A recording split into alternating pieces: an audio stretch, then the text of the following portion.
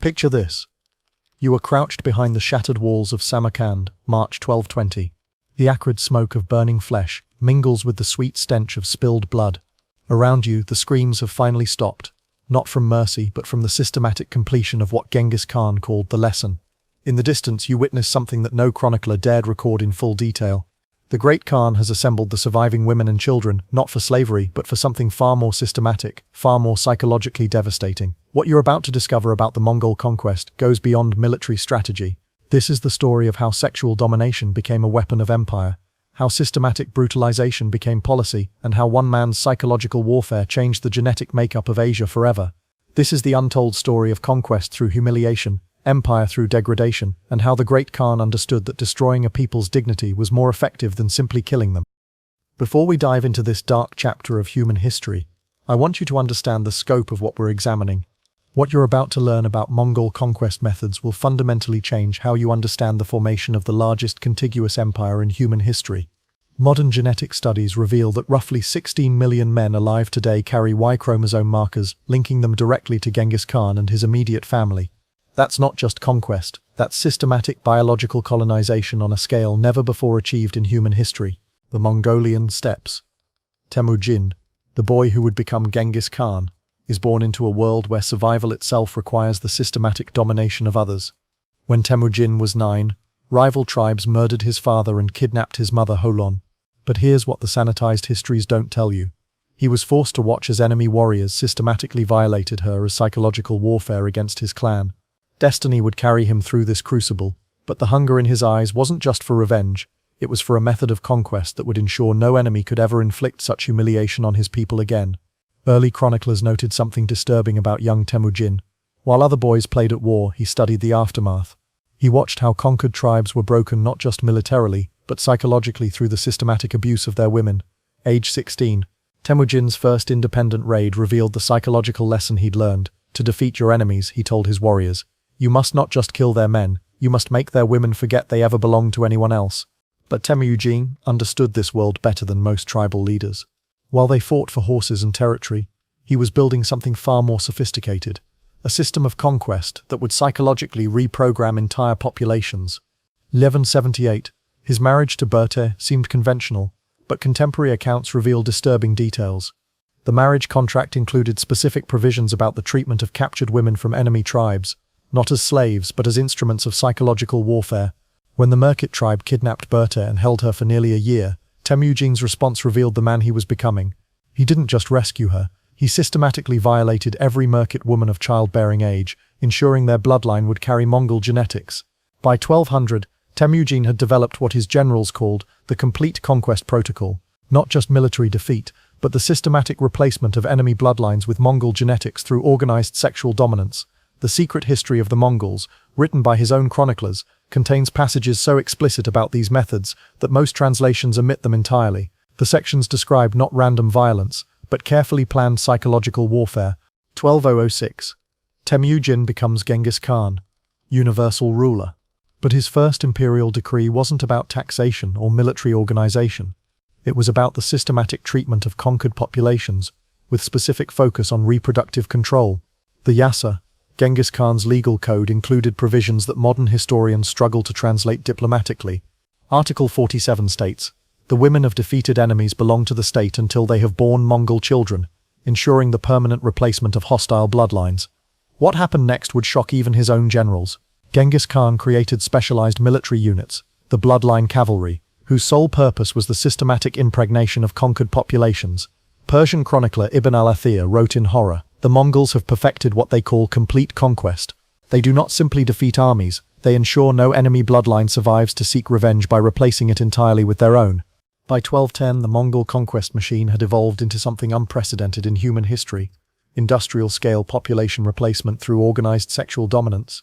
Chinese records captured from the Jin dynasty reveal the horrifying efficiency. Mongol quartermasters maintained detailed records of reproductive assignments for conquered populations, treating human beings like agricultural resources. The process was methodical. Step 1. Eliminate all males over 12 to prevent resistance. Step 2. Categorize women by age and reproductive potential. Step 3. Systematic breeding programs designed to replace the local population within 2 generations. Genghis Khan didn't delegate this responsibility, he personally oversaw the systematic breeding of conquered populations, seeing it as essential to permanent conquest rather than mere cruelty. 1219. The Khwarizmid Empire represented everything Genghis Khan despised: settled civilization, accumulated wealth, and populations that had never known nomadic hardship. When the Khwarizmid Shah murdered Mongol ambassadors, he unknowingly triggered what would become history's most systematic example of conquest through sexual domination. The siege of Bukhara lasted only 3 days, but what followed lasted 3 months. Genghis Khan implemented what he called the complete lesson, not just military defeat, but the total replacement of the city's genetic heritage. Persian chronicler Juvaini documented the horror. The Khan divided the women into groups of 100, each assigned to specific Mongol units. The systematic nature was more terrifying than random violence. It revealed a mind that had turned conquest into science. Picture this. You are standing outside Genghis Khan's traveling palace in conquered Samarkand, watching the implementation of what he called imperial education. The great Khan had transformed conquest into a bureaucratic process. Women from noble families were brought to his personal attention not randomly, but according to a systematic selection process designed to maximize psychological impact. Contemporary accounts describe the Khan's personal involvement in every detail. He didn't delegate the systematic breeding of conquered populations. He saw it as statecraft requiring imperial attention. When you take a woman from a defeated enemy, he instructed his generals, you are not satisfying desire, you are planting Mongol seeds in hostile soil, ensuring their descendants will serve our imperi rather than resist it. The process was methodical beyond anything seen in medieval warfare. Mongol record keepers maintained detailed genealogical charts tracking the systematic replacement of conquered bloodlines. Children born from these systematic unions weren't considered captives. They were raised as Mongols, trained to serve the empire that had systematically replaced their original heritage. The psychological warfare was devastating. Conquered peoples watched their genetic heritage being systematically replaced, their culture being bred out of existence through organized imperial policy. When asked by chroniclers about his methods, Genghis Khan was explicit. "Our enemy defeated in battle may recover and seek revenge. A people whose women bear your children become your subjects forever, as their descendants will serve your empire rather than remember their father's defeat." The immediate political fallout was enormous.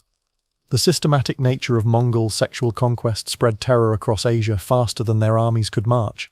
Chinese, Persian, and Russian chroniclers all recorded the same pattern: populations surrendering without resistance rather than face the systematic breeding programs that followed Mongol conquest. Modern genetic analysis reveals the staggering success of this strategy. Roughly 0.5% of the world's male population, 16 million men, carry Y chromosome markers directly linking them to Genghis Khan and his immediate male relatives. The long-term historical impact extends far beyond genetics. Genghis Khan's systematic approach to conquest through sexual domination created a template that would influence imperial strategy for centuries. Look at any modern conflict involving systematic sexual violence, and you'll see echoes of the Mongol approach. The understanding that destroying a people's reproductive autonomy is more devastating than simple military defeat. The psychological warfare pioneered by Genghis Khan didn't end with the Mongol Empire. It established precedents for conquest that prioritized long-term population control over immediate military objectives. Understanding this history isn't about glorifying brutality. It's about recognizing how systematic sexual violence has been used as a weapon of conquest throughout human history and remains relevant to understanding modern conflicts. We return now to those burning walls of Samarkand, where you witnessed the systematic implementation of conquest through sexual domination. Genghis Khan's legacy isn't just the largest contiguous empire in history, it's the genetic heritage of 16 million people whose ancestors were systematically bred into the Mongol imperial project. His story reminds us that the most effective conquest isn't just military, it's biological, psychological, and generational. The systematic nature of his approach reveals how organized state policy can achieve population control more effectively than random violence. The great Khan understood something that modern strategists still study: true conquest requires not just defeating enemies, but ensuring they can never organize effective resistance by systematically replacing their genetic and cultural heritage with your own. If this examination of systematic conquest through sexual domination provided new historical insight, subscribe to the Hollow Throne for more analysis of history's darkest chapters that shaped our modern world. What aspect of Mongol systematic conquest most clearly demonstrates the relationship between sexual violence and imperial power?